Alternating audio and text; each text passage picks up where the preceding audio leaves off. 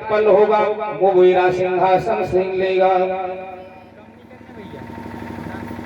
नारद जी ने कहा ये कोई बात नहीं है, कयाधु के गर्भ से भगवान का भक्त पैदा होगा, इसलिए इस कयाधु को हमें दे दो, हम इसका पालन पोषण करेंगे। तो नारद जी ने कयाधु को एक संत महात्मा की कुटिया पर छोड़ दिया। अब गर्भणी कयाधु एक महात्मा जी की कुटिया पर निवास कर रही है। तो महात्मा जी की कुटिया पे क्या होता है, फिल्में तो चली नहीं, भजन ही तो होगा। जब सुबह शाम महात्मा जी भजन करते थे तो बेचारी कयाधु भी भगवान का भजन करती थी। और जो माँ बहन गर्भावस्था में भजन करेगी उसका बालक कैसा होगा, क्यों महाराज होगा। अब क्या हुआ है, इधर 100 वर्ष तपस्या की उसने, कुछ भी मुख में ना डाला है। देवता को जब कष्ट हुआ तो ब्रह्मा जी आए और कहने लगे हिरण्यकश्यप से, बेटा हिरण्यकश्यप जो मांगना है मांग लो। तो हिरण्यकश्यप ने क्या मांगा है, ब्रह्मा जी देना चाहते हो तो दो, ना मैं दिन में मरूं ना रात में मरूं, ना ऊपर मरूं न नीचे मरूं, न भीतर मरूं न बाहर मरूं, न जड़ से मरूं न चेतन से मरूं, न शस्त्र से मरूं न अस्त्र से मरूं, न दिन में न रात में, न भीतर न बाहर, न जिंदा से न मुर्दा से, न मानव से न पशु से। अब कुछ बाकी रहा। भगवान ने कहा, ब्रह्मा जी ने तथास्तु ऐसा ही हो गया। हिरण्यकश्यप लौट करके राजधानी में आया है, आदेश दे दिया है कि जहां भी भगवान का भजन होता हो, महात्मा संत मिल जाए उनको मार डालो, हवन यज्ञ न होने पाए। आहा, इधर क्या हुआ महाराज जी, एक दिन की बात है, किसी नगर में एक गरीब मैया ने अपने बच्चे को जन्म दिया। तो उन्होंने उस बच्चे का नाम नारायण रख दिया। क्या रख दिया, क्या रखा, नारायण। हिरण्यकश्यप को पता चला कि इसने नारायण नाम रखा है। उस माता पिता को उस बच्चे के सहित आज अपने दरबार में बुलाया और अपने सामने उस नारायण नाम के बच्चे का, जो 2 दिन का भी बच्चा हुआ है, उसके महाराज जी टुकड़े टुकड़े करवा दिए। इधर उस नारायण नाम के बच्चे के टुकड़े टुकड़े हुए हैं, उधर कयाधु ने संत महात्मा की कुटिया में अपने बालक को जन्म दिया है।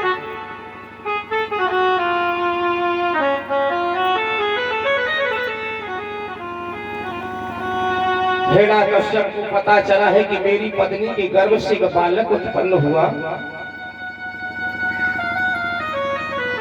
हिरण्यकश्यप को बड़ी प्रसन्नता हुई, इतनी प्रसन्नता हुई, उसी प्रसन्नता के कारण नारद जी ने ऐसे बालक का नाम प्रहलाद रख दिया।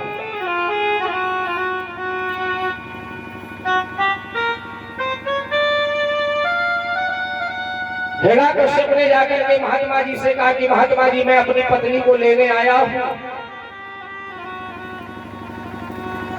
आपने मेरी पत्नी की सुरक्षा की है, रक्षा की है, जो मांगना हो मांग लो। तो महात्मा जी ने कहा कुछ नहीं चाहिए, केवल 1 महीना तुम्हारी रानी मेरे आश्रम पर ठहरे। हिरण्यकश्यप ने कहा ठहर तो जाएगी मेरी पत्नी 1 महीने और, लेकिन आज के बाद आश्रम पर कोई नारायण नारायण का नाम नहीं होना चाहिए। महात्मा जी ने कहा ठीक है, हम नारायण नारायण का भजन नहीं करेंगे, हम राम नाम का करेंगे। 1 महीने तक कयाधु ठहर गई, बालक प्रहलाद भी ठहरा रहा। 1 महीने बाद हिरण्यकश्यप अपने घर ले गया है। और जब हिरण्यकश्यप कुछ बड़े हो गए तो महाराज जी पाठशाला में भर्ती करा दिया है। आहा,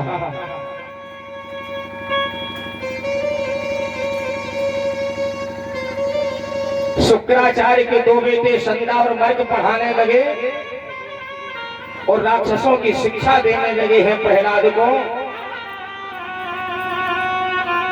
लेकिन क्या हुआ, भगवान ने देखा कि प्रहलाद पर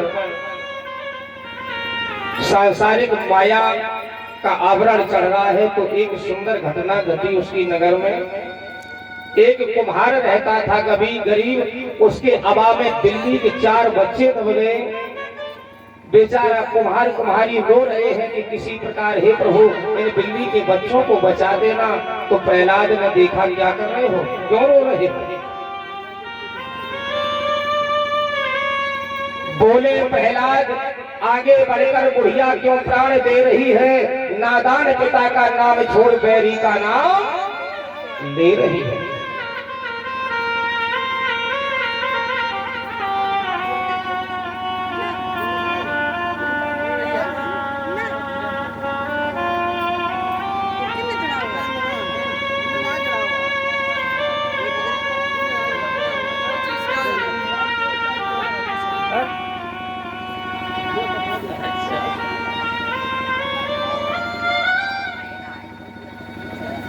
बोलिए गोविंद भगवान की। प्रहलाद कहने लगे, बोले प्रहलाद, आगे बढ़कर बुढ़िया क्यों प्राण दे रही है? नादान पिता का नाम छोड़ बैरी का नाम ले रही है।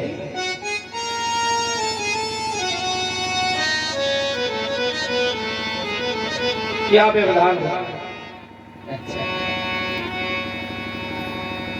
बेचारी कुम्हारी ने कहा, बेटा प्रहलाद, परमात्मा इन बिल्ली के बच्चों को अवश्य बचाएगा। अच्छा, पगली विष्णु के नाम का तो केवल फैला है जाल, हाँ गोपाल कहाँ जगपाल कहाँ, ये गोपाल का काल है। क्या तेरा गोपाल इन बिल्ली के बच्चों को बचाएगा? हाँ बचाएगा। ठीक है, मैं सुबह आऊंगा। अगर बिल्ली के बच्चे बच गए तो मैं भगवान का भक्त हो जाऊंगा। अगर बिल्ली के बच्चे ना बचे तो तुम्हें फांसी पर चढ़ा दिया जाएगा। आहा, दोनों बेचारे कुम्हार और कुम्हारी भगवान से प्रार्थना करने लगे हैं कि जोगन ठाड़ी तेरे द्वार, कर दो बेड़ा पार।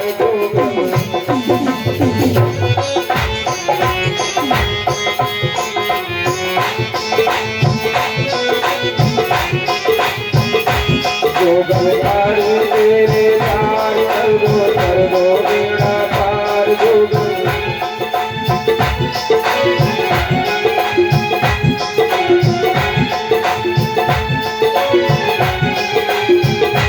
सुन लो राधा के सरकार, कर दो बेड़ा पार। सुन लो राधा के सरकार, कर दो बेड़ा पार। सुन लो राधा के सरकार, कर दो बेड़ा पार। सुन लो राधा के सरकार, कर दो बेड़ा पार।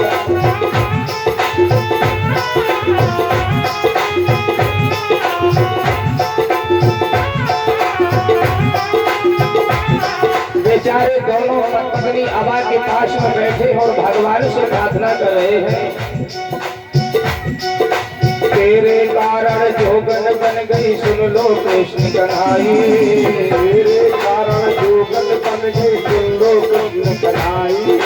तेरे कारण जोगन बन गई, सुन लो कृष्ण कन्हाई। सुन लो कृष्ण कन्हाई।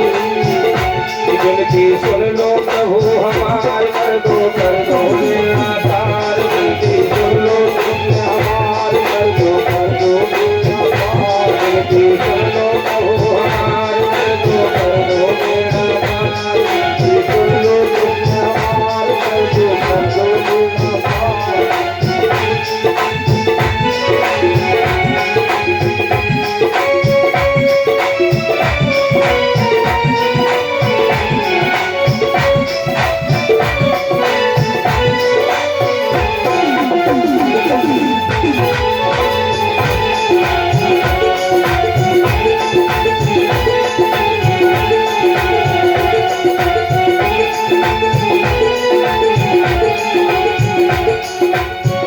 भंवर में पड़ी है मैया, कर दो पार हमारी।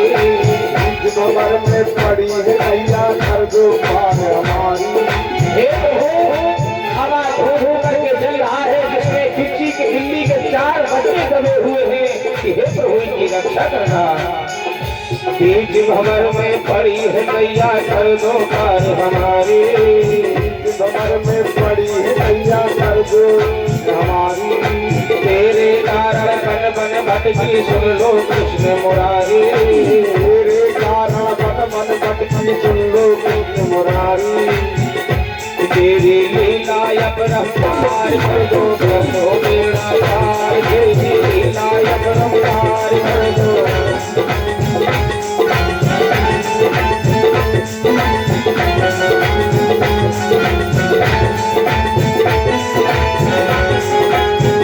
चलो राधा के सरकार, कर दो बेड़ा पार। चलो राधा के सरकार, कर दो बेड़ा पार। चलो राधा के सरकार, कर दो बेड़ा पार। चलो राधा के सरकार, कर दो बेड़ा पार। चलो राधा के सरकार, कर दो बेड़ा पार। चलो राधा के सरकार, कर दो बेड़ा पार। चलो राधा के सरकार, कर दो बेड़ा पार। चलो राधा के सरकार, कर दो बेड़ा पार। प्रातः काल ही उस जगह आए राजकुमार, अबा खोलने में लगा रोता हुआ। बेचारे दोनों रोते जा रहे हैं, अबा खोलते जाते हैं, लेकिन भगवान पर विश्वास है। क्या हुआ? अगर आपको विश्वास है भगवान पर, भगवान का विश्वास करते हुए आप अगर कोई कार्य करेंगे तो महाराज जी पूरा होगा कि नहीं? अवश्य होगा। कि घट उठते ही घट पलट गया। बेचारे कुम्हार ने एक घड़ा उठाया हवा से, कि घट उठते ही घट पलट गया। घट घटते हुए फुलवारी, घट घटवासी की माया से जीते थे बाल बिना। बोलिए भगवान भगवान की।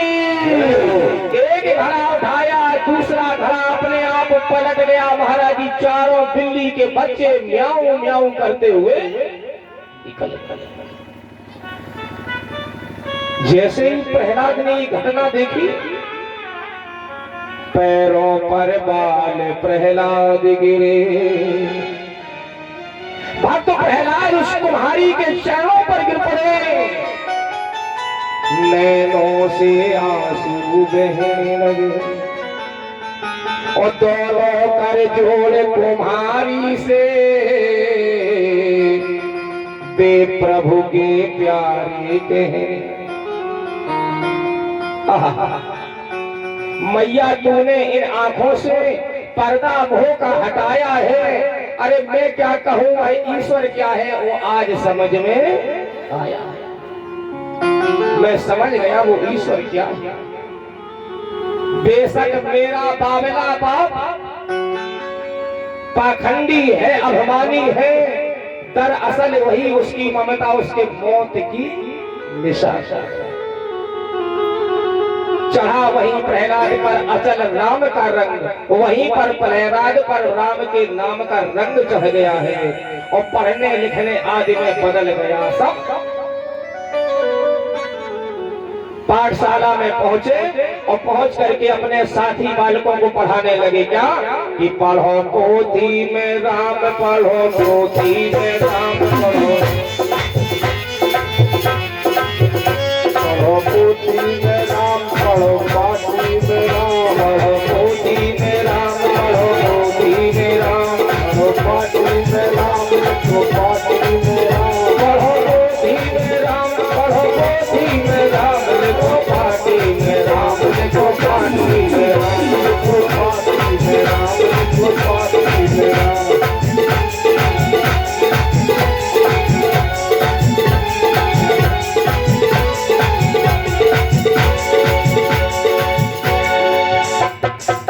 प्रहलाद सभी बच्चों को पढ़ाने लगे हैं कि पोथी में राम पढ़ो और पार्टी में राम लिखने लगे हैं। गुरुओं ने देखा कि प्रहलाद का ये रंग कैसा बदल गया, इसका ढंग कैसे बदल गया है। गुरु जी बोले क्यों रे प्रहलाद कुमार, ये कैसा द्वंद बचाया है, अपने कुल के बैरी का नाम और तुझको किसने बतलाया है। ये राम तो तुम्हारे कुल का दुश्मन है, बैरी है, इसका नाम नहीं लेना चाहिए। बेटा ये नाम न लेना, अब ये सच्चा शत्रु तुम्हारा है और इसने ही कुछ दिन पहले तेरे चाचा को, तुम्हारा चाचा था हिरणाक्ष, उसका वध किया है, इसका नाम मत लो। प्रहलाद कहने लगे गुरुजी कि तुमने पापी पेट की खातिर पैसा परमेश्वर जाने और थोड़ी सी प्रभुता पाने से हो गया पिता दीवाना है। तुम्हें पैसे मिल रहे हैं पढ़ाने के लिए, इसलिए तुम्हारे लिए पैसा परमेश्वर है। आजकल देख रहे हो शिक्षकों का रवैया, सरकारी टीचर भी पढ़ाना नहीं चाहते बच्चों को, केवल तनख्वाह लेना चाहते हैं। मैं असली हीरा पा करके कांचों से नाता तोड़ूंगा और तुम क्या यदि राम जी आए तो नाम न लेना छोड़ो। गुरु जी मैं भगवान का नाम लेना नहीं छोड़ूंगा।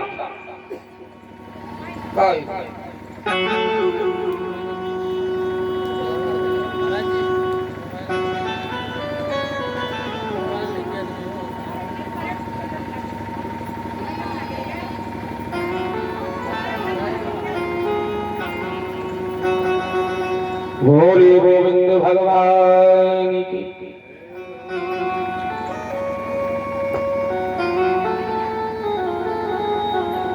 आइए 2 मिनट भगवान का गुणानुवाद करें।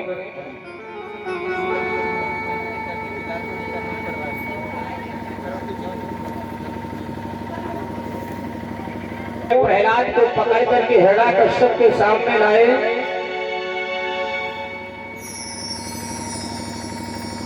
तो हिरण्याकश्यप से कहा कि महाराज ये आपका बालक जो प्रहलाद है ये शिक्षा ग्रहण नहीं करता है, पता नहीं किसके बहकावे में आ गया है, ये आपके बैरी का नाम ले। अच्छा, तो हिरण्याकश्यप ने कहा बेटा ऐसा क्यों करते हो, गोदी में बिठा लिया है प्रहलाद को और कहा बेटा ये तुम्हारा शत्रु है, आपके कुल का शत्रु, इसका नाम नहीं लेना चाहिए, इसलिए अच्छी विद्या पढ़ो। तो प्रहलाद कहने लगे पिताजी विद्या धन कुल रूप प्रभुता यौवन नार और ये बाधक हर भक्त में कहे बोध वेद विचार। विचारणी बात है कि विद्या धन कुल रूप मद और प्रभुता जवानी और नारी ये भगवान की भक्ति में बाधक बताई गई। महाराज समझ रहे हो कितनी चीजें।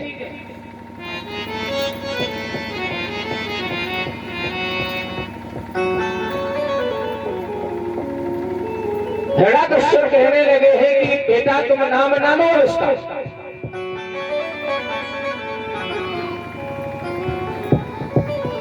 वो आपका शत्रु है। तो प्रहलाद ने कहा पिताजी भगवान किसी का न शत्रु है और न किसी का मित्र। शत्रु न काहू के प्रभु, मित्र न काहू के तात, जैसो देखो दर्पण और ताही को तैसो लखात। हम आप जैसा दर्पण में देखेंगे वैसे ही तो दिखाई देगा।